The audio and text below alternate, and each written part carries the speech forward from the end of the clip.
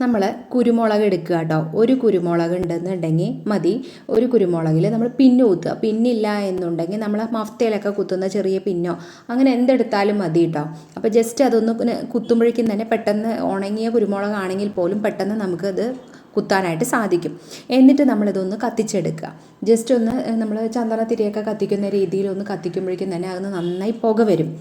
നമുക്ക് നല്ല ജലദോഷവും പനിയും ഒക്കെ പിടിച്ച് നല്ല കഫക്കെട്ടൊക്കെ ആയിട്ടിരിക്കുന്ന സമയത്ത് നമ്മളിതിങ്ങനെ ഒന്ന് കത്തിച്ചിട്ട് ഇതിൻ്റെ ആ ഒരു പുക നമ്മൾ ഇങ്ങനെ വായിലൂടെ ആണെങ്കിലും മൂക്കിലൂടെ ആണെങ്കിലും ശ്വസിച്ചെടുക്കുകയാണെന്നുണ്ടെങ്കിൽ നമുക്ക് നല്ലപോലെ മൂക്കടപ്പുള്ളത് മാറാനും അതുപോലെ കഫക്കെട്ടിൻ്റേത് നല്ല റിലീഫ് ആവാനും പനിക്കൊക്കെ വളരെ റിലീഫ് ആവാനും ഒക്കെ ഹെൽപ്പാക്കും കേട്ടോ. അത് വളരെ നല്ലൊരു ടിപ്പാണ്. അപ്പോൾ നമ്മൾ പനിയും ജലദോഷവും ഒക്കെ ഉള്ള സമയത്ത് ഇതുപോലെ ഒരു 2-3 വട്ടം ഒരു ദിവസം ചെയ്യണമെന്നുണ്ടെങ്കിൽ നല്ല രീതിയിൽ തന്നെ പനിയും ജലദോഷവും അതുപോലെ മൂക്കടപ്പായിട്ട് നമുക്ക് രാത്രി കിടക്കാനൊക്കെ ബുദ്ധിമുട്ടുള്ള സമയത്തൊക്കെ ഈ ഒരു രീതിയിൽ ട്രൈ ചെയ്ത് നോക്കുക.